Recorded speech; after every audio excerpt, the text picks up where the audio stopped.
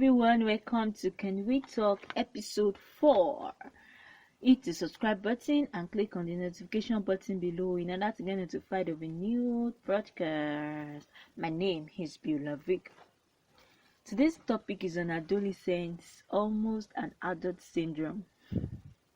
Adolescence is the phase between childhood and adulthood, usually between the age of 10 to 19, though in most cases puberty starts from 12 or 13 or thereabouts.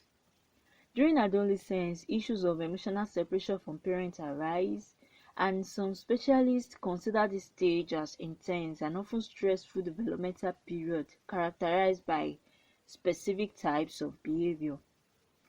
Now, what are the characteristics of an adolescent?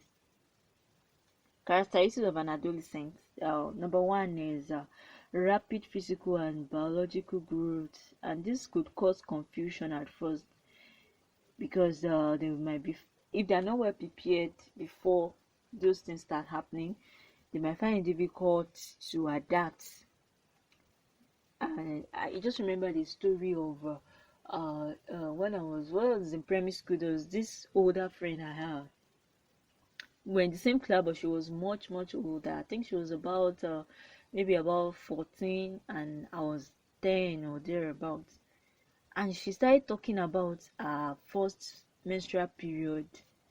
When it happened, she was in school, blood started coming out. The way she described everything, you know that she doesn't know exactly what was happening to her. She felt it was one terrible thing that has happened. And when she was telling me too, I was young, I didn't know anything about menstruation and all of that. I was so scared. Like, I felt like, hey, blood will start coming out of your body and all of that. I had no idea what she was saying, and she too, she didn't know exactly what was that. She was not prepared. She doesn't know what was happening. She just knew blood was coming out, and she was telling me. I was scared. I started asking everybody I meet, oh, what do you know about menstruation? Like, I I was asking my neighbors. There was one that actually knew what I was saying, but she too, she's a teenager. Like, she was just about a year older, and she was like, I knew it, but I would not tell you. She started laughing. I was like, it's not funny now. How can blood be coming out? But she did not tell me. I asked my brother. I was asking different people, and people that knew, they could not tell me because they were all in the same age group. They know what I was saying, but they are too shy to explain or to, until my mom came back and I asked her and she explained to me that, okay, this is it. So when a child is not prepared, it will be very difficult to adapt at first, and they will be shy. And sometimes this physical and biological growth can also cause conflict between parents and their children sometimes, and they spend more time talking to their friends than with their parents, especially when they don't have a solid relation with their parents before. So they tend to talk to their friends more because their friends can relate, their peers can relate with what is happening to them. So they might feel like, oh, mom will not understand, dad will not understand. So they feel more safe talking to their friends who are also going through the same thing. So that's it. And another thing is appearance consciousness. They are more conscious of how they look, how they walk. They pay attention to beauty and attractiveness, especially the girls, and not just the girls, even the boys too. They start paying attention to their appearance, pay the attention to what they wear and all of that. So the way they walk, the way they talk, it will change.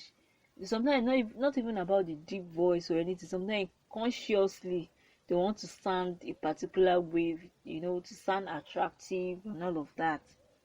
And if there's now a major defect, like maybe acne or pimples or any kind of disability, it may cause low self-esteem at that stage in their life because they are not able to manage everything that is happening with them at that time. They don't understand, and it will affect their low self-esteem to an extent.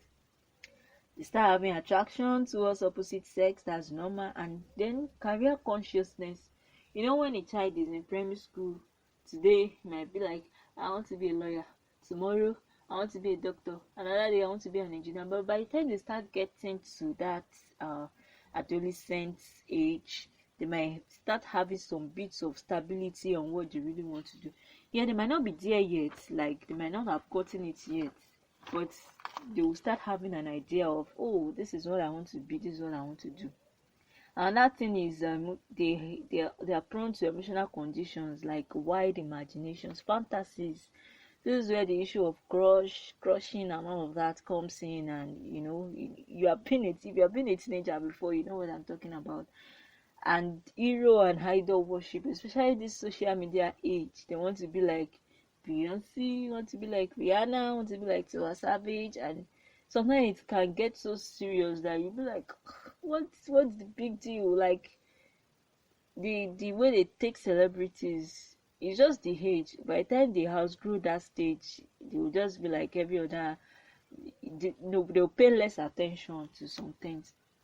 But the most important thing is to prepare them ahead of these changes, because when you prepare them, it will help them greatly. It will not come as a surprise. When they start seeing changes in their body, it will not surprise them. They will not feel like, oh, something is wrong with them, especially when they grow faster or ahead of their mates. Some children actually develop faster than other children.